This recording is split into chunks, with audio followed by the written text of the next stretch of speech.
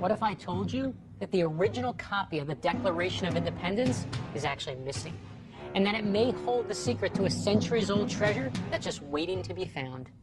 Written in 1776, the Declaration is the pivotal beginning of our democracy, but there's so much that's not known about it.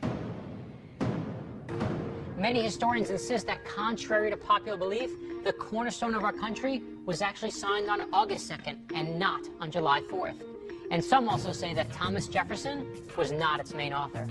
It's time to decode the Declaration of Independence. I'm Brad Meltzer.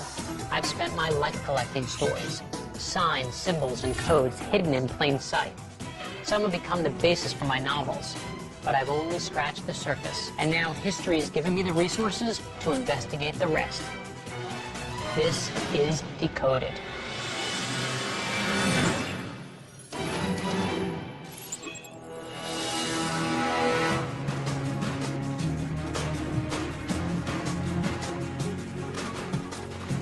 How are you? I am smiling because today we're investigating the Declaration of Independence. What do we not know about the Declaration of Independence? You tell me. Did you know there's an actual secret handprint on the back of it? Really? The Declaration of Independence, a handprint. This is not a movie. I didn't make this up. This is real life. Come on. You guys are going to the National Archives for a close-up look at the actual Declaration of Independence. Fantastic. That is really awesome. I've never seen it. This is going to be great. Make sure you ask all the hard questions. Can't wait to hear what you find. Okay. Excellent. Hey, thanks for this one. Sounds great.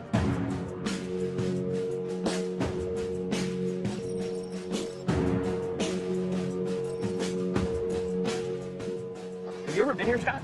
Actually, it's been a long time. I came here in 8th grade on a field trip, and we had to wait about 3 hours to get in, so... We will not have to wait 3 hours. No.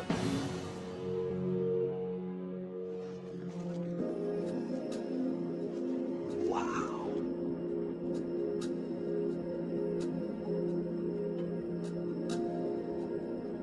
It kind of feels like being in a church or something, doesn't it? Wow.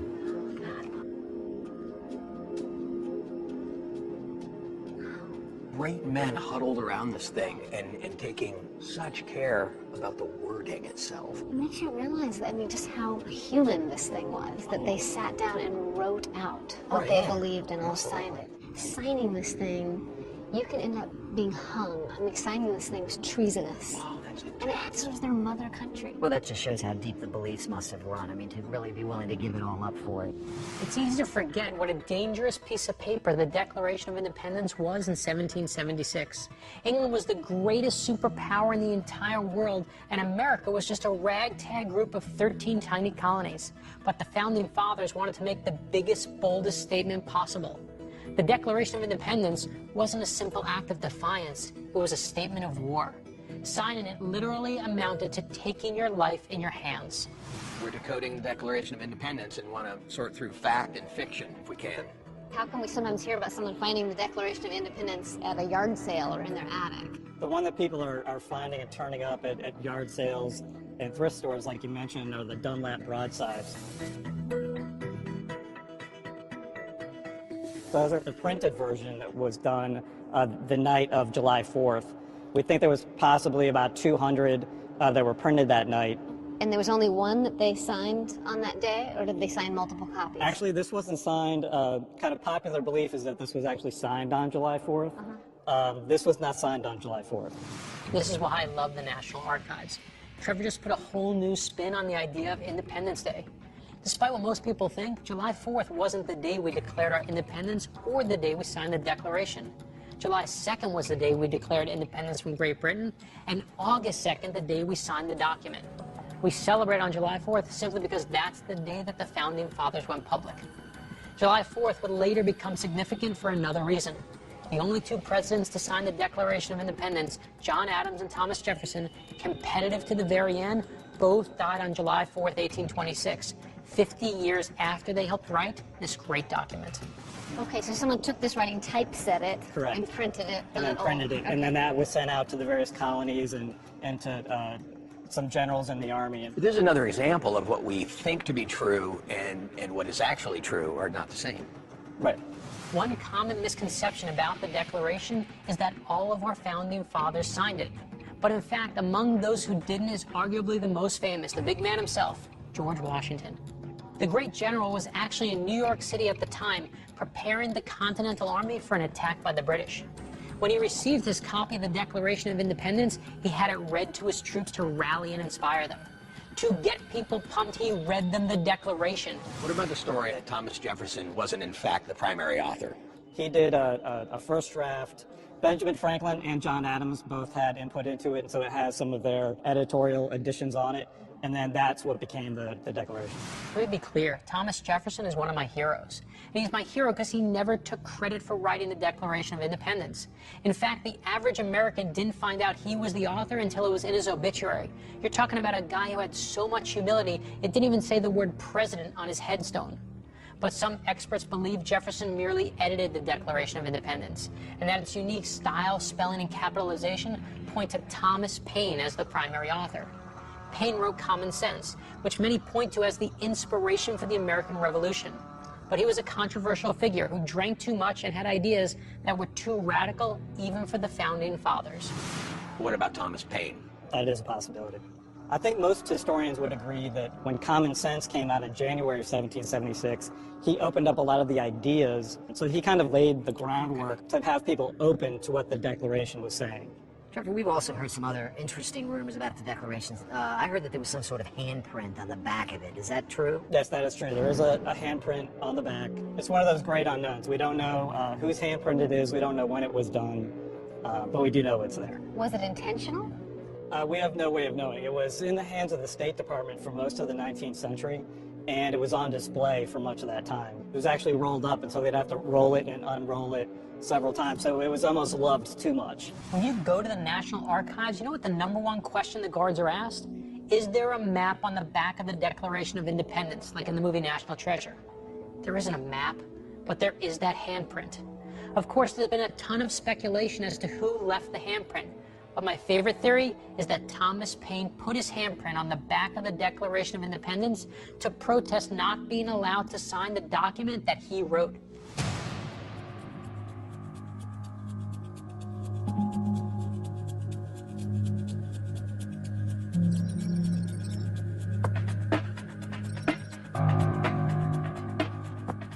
The true original Declaration of Independence that was passed on July 4th, 1776 is lost.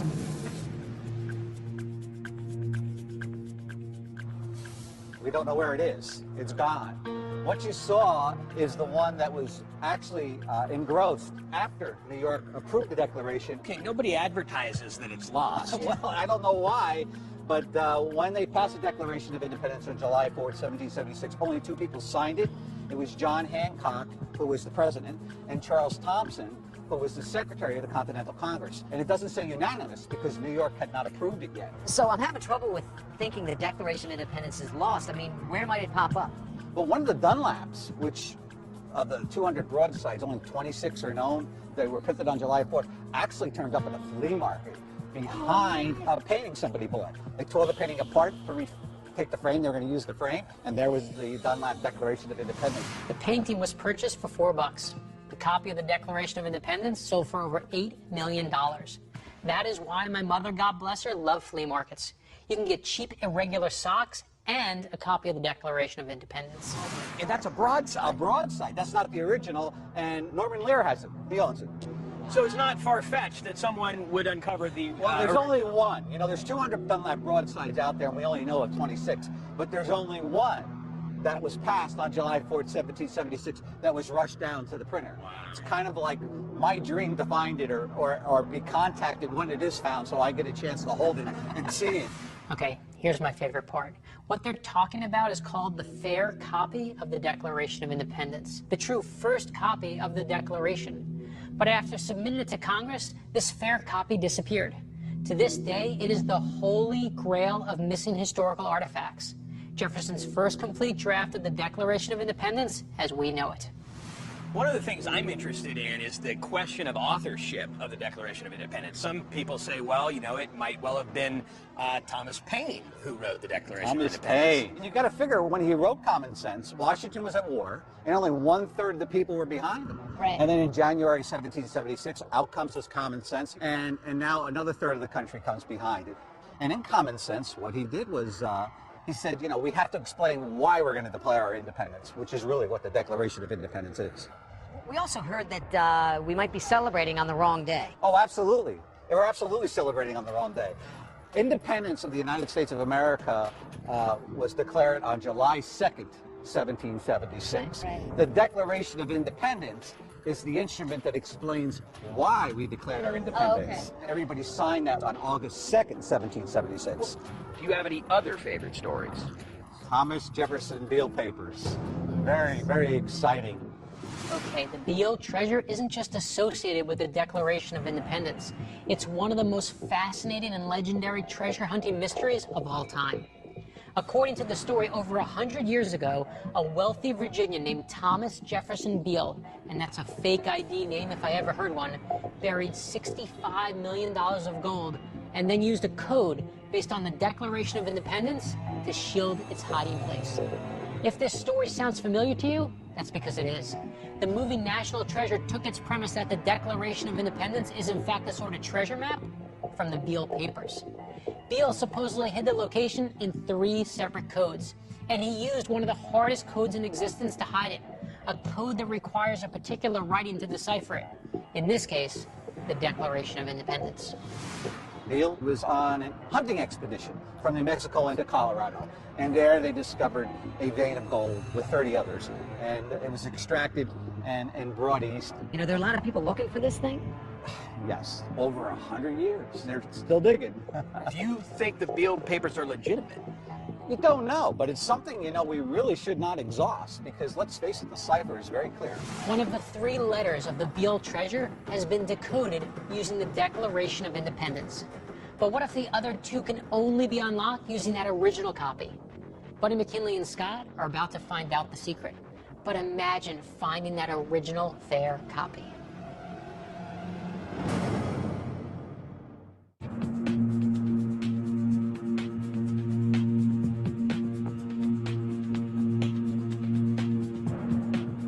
The Declaration of Independence had 56 signers.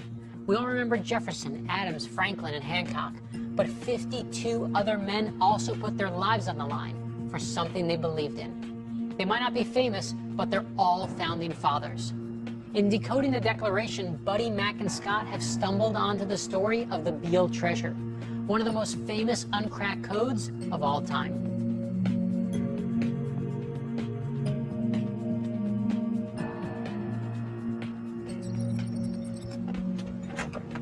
The Beale Papers starts in 1817. Not far from here, a rich Virginian organizes a party of 30 adventurous men to go on a hunting expedition to the great Southwest, the wilderness, Santa Fe.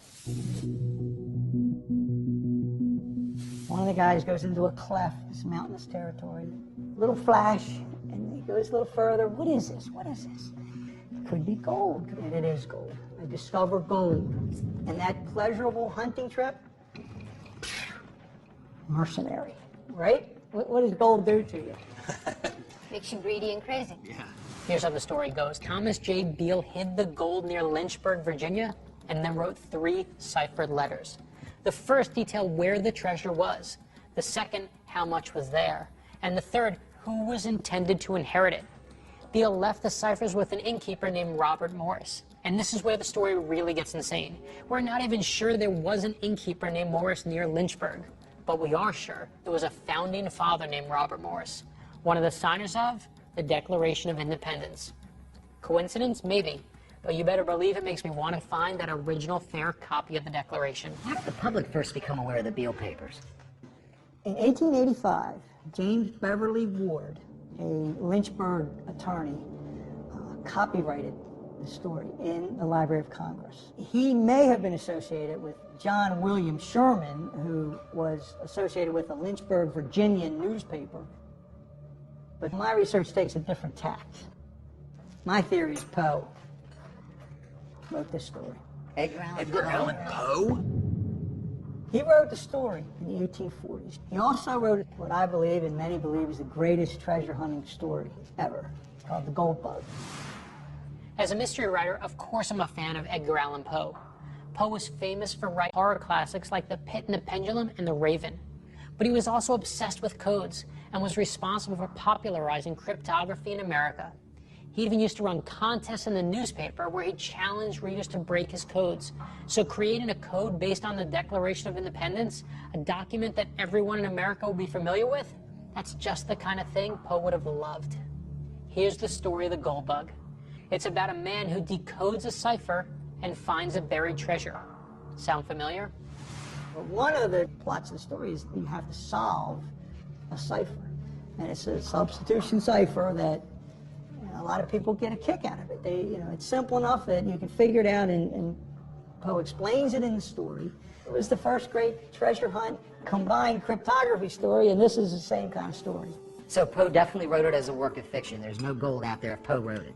If he wrote it, it was to laugh at the mob. He loved to fool people. And he's still getting a last laugh then, because he's still fooling people. That's why I think that, that this is really a literary treasure. Here's how Beale's cipher really worked. First, he came up with his plain text, what he was trying to say. In the case of the one Beale letter that we have cracked, it was the quantity of gold stored in the vault. Then he chose a key, in this case, the Declaration of Independence, a document that he knew would always be available.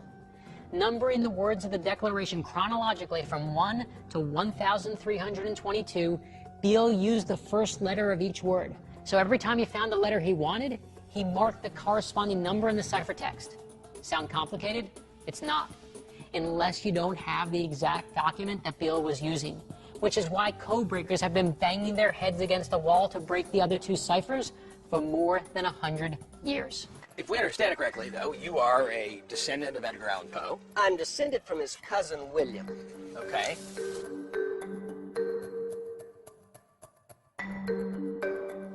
You know the work of Edgar Allan Poe. Yes. Assuming you have looked in a little bit to the Beale papers. I have. Okay. Well, as we look at the story of the Beale papers, they keep coming back to Thomas Jefferson and the Declaration of Independence. Did Edgar Allan Poe have any connection to Jefferson and the Declaration of Independence? He did. Poe was a student at the University of Virginia. The second session that it was opened, the university was Thomas Jefferson's pet project. And Jefferson invited all of the students to supper at Monticello. So Poe would have met Jefferson, would have dined with him, and Jefferson had a copy of the Declaration of Independence there in his entryway. You can see it there today. Is there any possibility that that one is actually what they call the fair copy or the original draft of the Declaration? No, Jefferson had a limited edition copy, a printed copy, with ornamentation around the edges. It's very rare, very expensive, but that's what he had. Now, his working drafts I saw in the Library of Congress some years ago. He did not retain those because that belonged to the nation. Hal, in your professorial opinion, looking at literary style and context, could Edgar Allan Poe have written the Beale papers? Just think about the idea that it contains many elements similar to Poe. Every mystery story is in the style of Edgar Allan Poe because Poe invented the mystery story. Okay, ready for something cool? Nearly every mystery can fit into one of 5 categories, all of which can be credited to Edgar Allan Poe. There's the treasure map story where you have to solve the mystery to get to the mystery. There's the innocent man falsely accused. There's the mystery where the detective knows the villain but must trick him into confessing. And of course, the classic whodunit. But my favorite kind is the 5th, as in Poe's story, The Purloined Letter. Where's the answer? Hidden in plain sight. But Poe died in 1849, and the Beale papers were written way later. It makes reference to what in some sections of Virginia is still referred to as the late unpleasantness.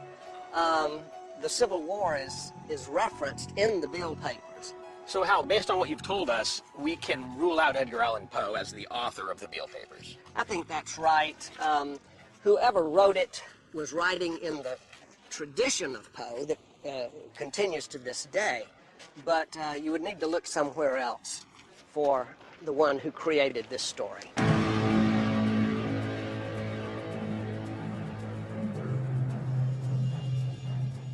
It was an incredible theory. The problem is that Edgar Allan Poe, died before this all came about. Yeah, a Poe copycat, maybe. That's true. Possibly. But here's the big key. It's the Beale papers. So if Thomas Beale never existed, then it is a hoax. So how do we find out if Thomas Beale ever truly existed? Well, there's got to be some sort of records out there. I mean, birth certificates weren't necessarily kept back then, death certificates, but they were in some instances. There could even be military records which were kept back then. Land ownership, something. Absolutely, something in the newspaper. So if this guy existed, there's got to be some written documentation of it somewhere. Library of Congress.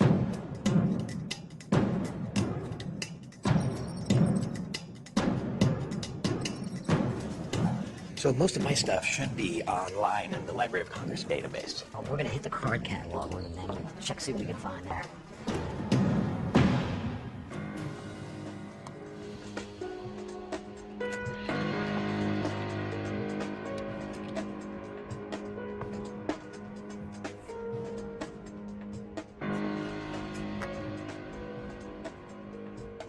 What did you find? Absolutely nothing. I mean, I couldn't find anything that says that Thomas Beale actually existed. There's no records. Well, the Beale papers exist, obviously, and are copyrighted. I searched by title to find the Beale papers.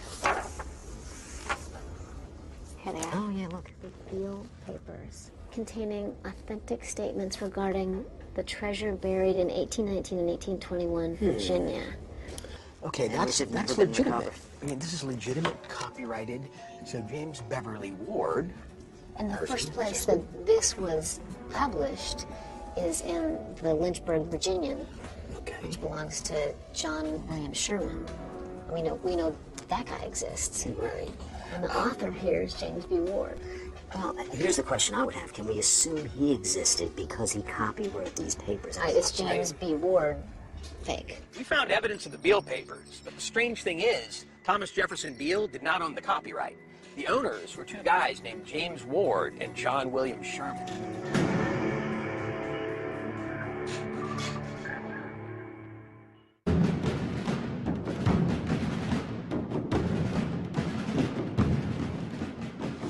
The Declaration of Independence is arguably the most significant document in our history.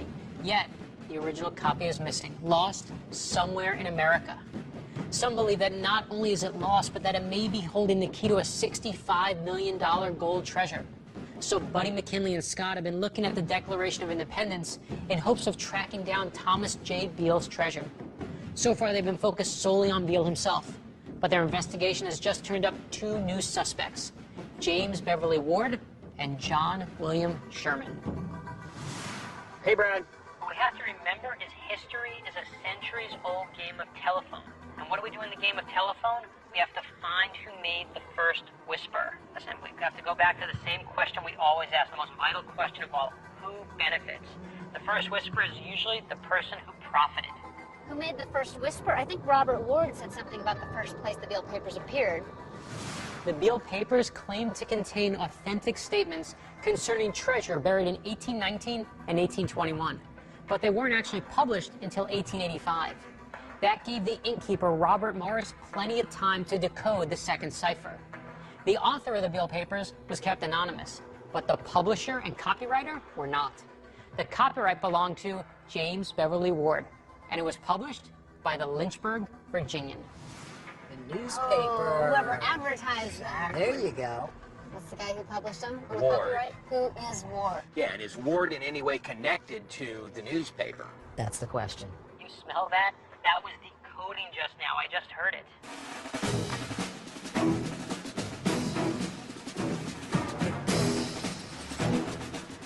Do you think that Thomas Beale even actually existed? Yes, there are records of him in New Orleans. I have at least one picture of a court document and his name appears there. And it fit the date and time? Yes, yes, We've come across James Beverly Ward. yes. Well, he was a key player, no question about it.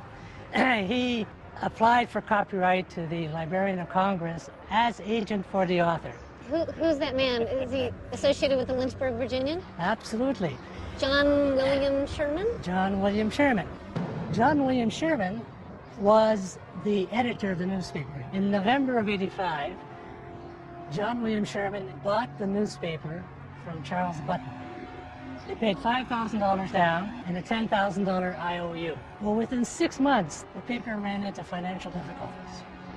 And that is when the advertising campaign started to sell the Beale papers for 10 cents, a dime. He hatched the idea, but he couldn't have his name on it because everybody knew him. So that's why he went to James Ward, who was his cousin, and asked him to apply for copyright on his behalf. And they ran the ads for the Beale papers in the paper? In the Lynchburg Virginian, nowhere else. So these ads appeared 84 times, from the spring of '86 to the end of August of '86. That's almost every second day or so. Who else could afford to run this many ads? Exactly. Follow the money, right? That's always the key part of the story. And when you follow it here, it leads right back to the profits of a newspaper that benefited from people believing the story. And for the first time, I'm starting to wonder if the Great Beale Treasure is nothing more than a great hoax. So there is no code. You can't crack 1 and 3 because there's nothing there to crack. There's nothing there to crack. It's one thing to be an editor of a newspaper, but did John William Sherman have the skills, the capability to write a story of this magnitude? He was a very talented writer. Not only did he write virtually all of the newspaper, but in his nighttime, he was a dime novelist. And in Sherman's dime novels, he mixes real people from the past with fictional events today. A great many are also on the themes of gold and treasure. Why is it that you haven't put this thing to rest? There are people still looking, right? Oh, treasure hunters will never give up. We've now heard some pretty compelling evidence to suggest that the location of the Beale treasure might not be unlocked with the Declaration of Independence. For over 125 years, people have been chasing this Beale treasure. They've used the Declaration to crack one of its 3 coded letters, but the other 2, nothing. As a result, many scream that it's simply a 19th century hoax. But we just found 2 people who insist that everyone's been looking in the wrong place.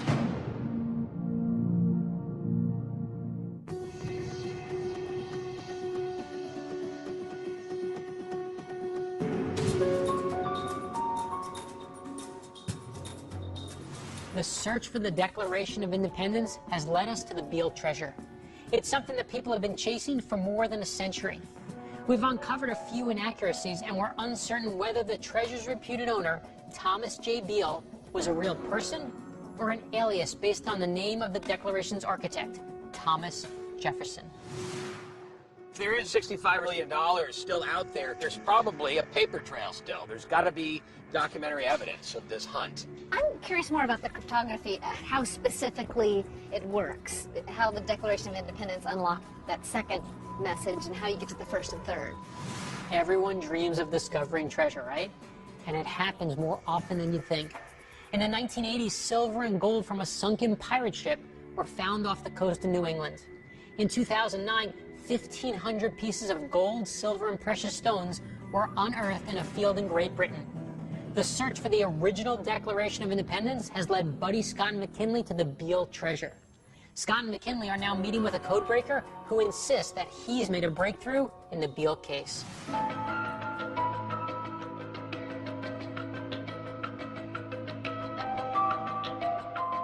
Can you explain to us how 2 was decoded using Declaration of Independence? They took the words of the Declaration of Independence and numbered them.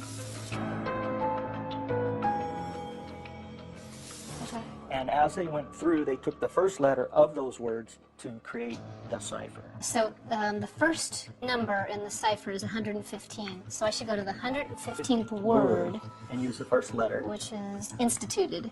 I. I just take the I. The second one is 73. Hold. So it's H. H. 21, 22, 23, 24. A.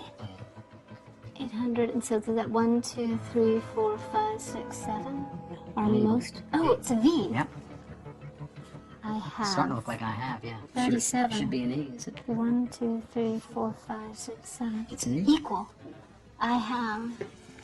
So is that written somewhere? Yeah, actually, the plain text is below the cipher. Oh, look. I have deposited in the county of Bedford, about 4 miles from Beaufort, in a Excavation. Or vault. war vault 6 feet. below the surface of the ground. So this works perfectly for the second cipher, but it doesn't seem to work for the first. Right. The Declaration of Independence was not used for 1 and 3.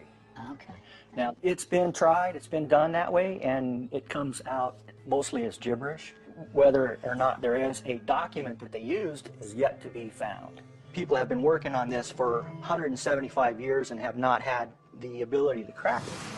David learned to crack codes from an NSA cryptologist, the best code crackers in the entire world. David's mentor is not the first NSA man to become obsessed with the Beale ciphers.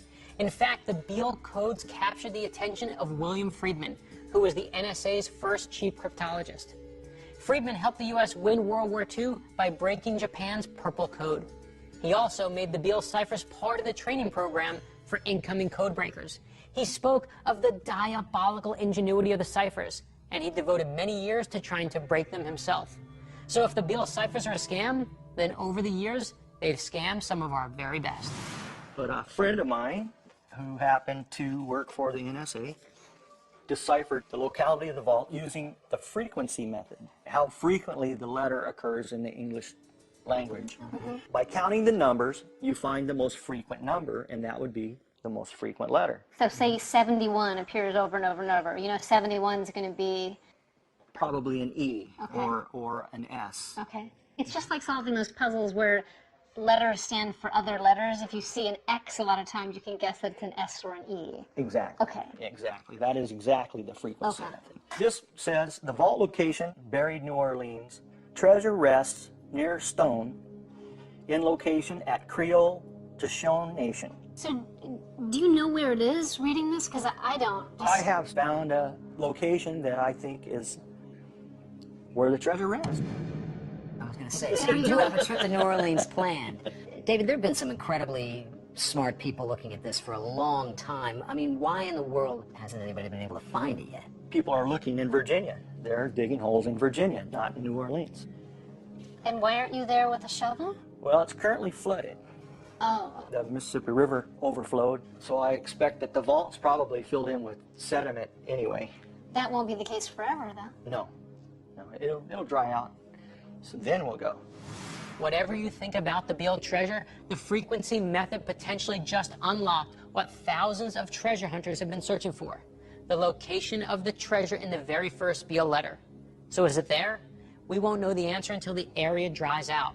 But meanwhile, Buddy is meeting with another treasure hunter who believes that the key to unlocking the code and unlocking Beale lies within the Declaration of Independence itself.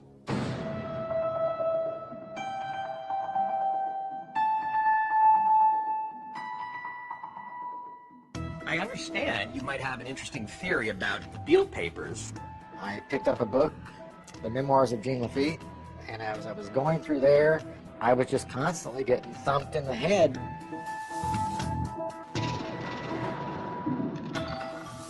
You know, this works with the Beale thing. I just started running some correlation between the dates, the periods, the information in both books. This is exactly the same language. This is exactly the same dates. It just kept going. The coincidences were stacking up so fast, it was like, at what point do coincidences no longer mean coincidences? And what were some of those coincidences? The dates that Jean Lafitte has money out there in both books. All of these dates are coming together at the same point in time. You're talking about the Memoirs of Jean Lafitte and then the Beale papers. Exactly. John Lafitte is a name that comes up very often in the study of the Beale papers. Some say that the Beale treasure actually belonged to Pirate Lafitte. Lafitte was a pirate and a smuggler who operated around the Gulf of Mexico 60 years before the Beale ciphers ever came to light. His success as a pirate made him rich enough to account for much more than the $65 million treasure that we're looking for, and it made him a wanted man in the state of Louisiana. And let's be clear, it also makes him look like the guy who parked Cameron's car in Ferris Bueller's Day Off. But Lafitte appears to have developed a strong sense of American patriotism, and he offered his services to Andrew Jackson to fight alongside him during the War of 1812. Lafitte and his men successfully helped beat up the British Navy in the Battle of New Orleans, and in turn, Jackson praised his courage and fidelity before granting him a full pardon. How did you get from the memoirs of Jean Lafitte all the way back to Thomas Beale? It's an arrest warrant that connects Thomas Beale with the Lafitte. Can I see it? Yeah, sure. This is an arrest warrant for Lafitte. It is signed and issued by None other than Thomas Beale. who is a ward of the court. So that would make him either a lawyer or... Basically, he's doing the same thing sheriffs do today when they serve warrants. There you go. After all this time, proof that Thomas J. Beale did exist. And now we have opportunity. When Beale captured Lafitte, he could have easily captured his treasure. The connection to Beale is startling. The Declaration of Independence is interwoven into almost every detail of the Beale papers. The treasure was reportedly buried in Bedford, Virginia, former home of our third president, Thomas Jefferson. So why pick that town? What's its relation to the Declaration? That's the kicker. Back then, Bedford, Virginia went by a very different name. It was called Liberty. So you tell me what better location there is for a mystery that's based on the Declaration of Independence.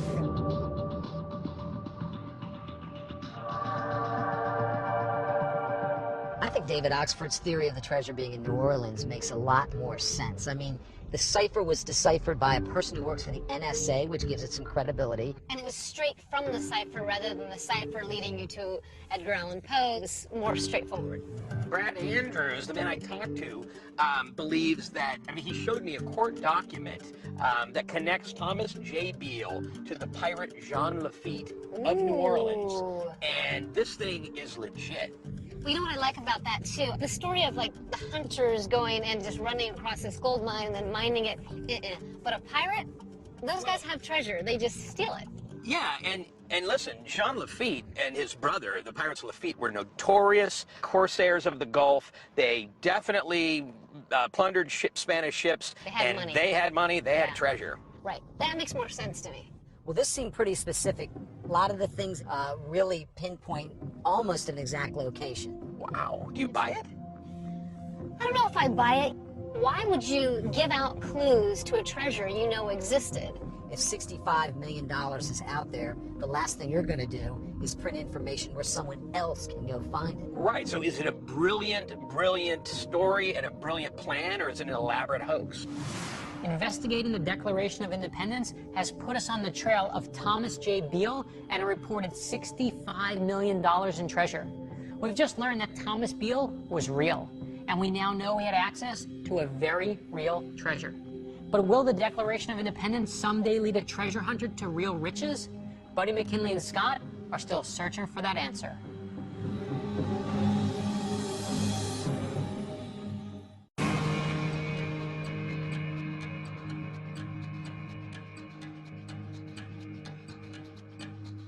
By decoding the Declaration of Independence, we learned the original fair copy is still missing.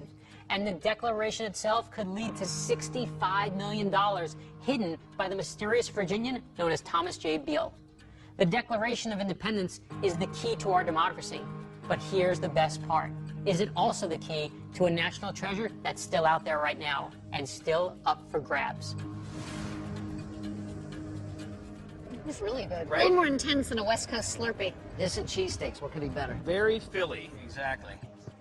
So it's sort of fitting that this journey we've been on the last few days has led us right here to the signing spot of the Declaration of Independence, isn't it? Yeah, it is. These guys who signed the Declaration of Independence were men of the Enlightenment. They were really big fans of logic, reason, and they wanted us to be educated. Well, you know, being out here reminds me of what was at stake at that point in time. I mean, these guys had land, and they had money, and they had wealth and comfort, and they were willing to give it all up to draft that treasonous document, the Declaration of Independence. I mean, how incredible that there's something else coming out of it. So do you think the original Declaration of Independence is still out there somewhere? To me, there was a bit of authenticity there. Yeah, I agree. I'm sure there's a Declaration of Independence out there somewhere. But aren't you amazed at the roads we went down? Oh, I mean, yeah, this- absolutely. the arrows were pointing everywhere in Right. this story. I mean, Edgar Allan Poe. John Lafitte. And that's the thing, there's enough in the story that's believable. There's enough that's fact-based and that is verifiable through historical records that you get tantalized by it and you're drawn in. I did get a little bit drawn into the Library of Congress when I saw that someone had gone in and copyrighted papers about the existence of a treasure. This is the kind of story a writer dreams about having written. One that nobody can quite figure out. It's a whodunit, it's a treasure tale, it is a political thriller. You've got all the stuff that makes for one hell of a story. And there's enough there that people can't definitively, over 126 years, just rule it out. I feel bad for John William Sherman, the writer who never really gets the accolades that he deserves for having created this remarkable, remarkable tale. I mean, this story, look, it took us back through a history lesson on the writing of the Declaration of Independence. So did Thomas Beale exist?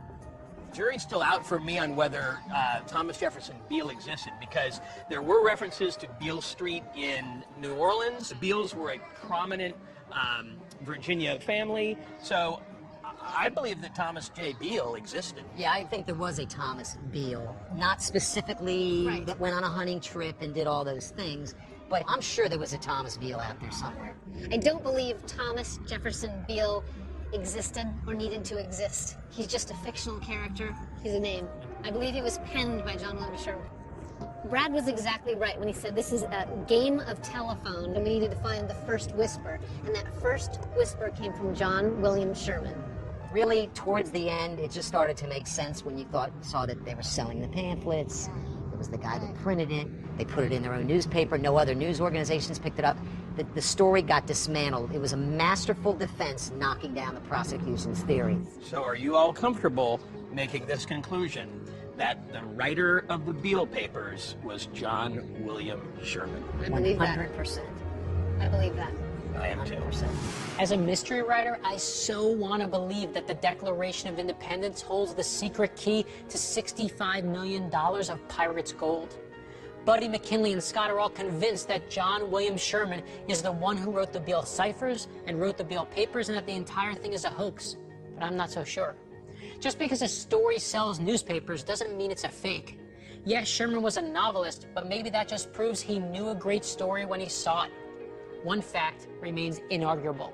There are 2 codes, 2 Beale letters that haven't yet been cracked. If David Oxford's frequency method is correct, we could have proof that Beale is real as soon as the water levels come down in New Orleans. As for that very first real copy of the Declaration of Independence, as someone who loves history, I'd love to get my hands on it, and I know where it is. It's in the same place that the last few copies of the Declaration have been. It's in your attic, it's in your basement, and it's hidden behind the painting you just bought at the flea market. Someone out there has it. Go and look. This is our chance to find it. And when we do, that piece of history will be the greatest treasure of all.